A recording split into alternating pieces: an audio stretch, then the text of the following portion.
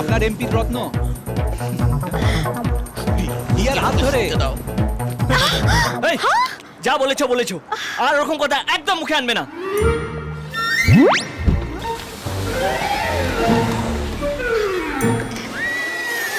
সেই কলকাতা থেকে দুবাই সবাই জানে আমি কবিতাকে বিয়ে করছি। কবিতা হলো আমার হবু বউ। এই, ছোটবেলা থেকে আমি রবীন্দ্রনাথের কবিতা পড়ে পড়ে পড়া হয়েছে। কবিতা ছাড়া আমার জীবন আর কিচ্ছু নেই, বুঝলে? এই কথাটা তো ঘরে বসেই বলতে পারতো, এত দূরে এসে বলার কি আছে? হ্যাঁ ও ছক আছে। তুমি হলো একটা ছি ছি ছি। জানি বলুক না, বলেছে তো। আমার কবিতা যদি জানতে পারে আমি তোমার সঙ্গে কথা বলছি তাহলেও কষ্ট পাবে, আর আমি আমার কবিতাকে কোনো কষ্ট দিতে পারবো না।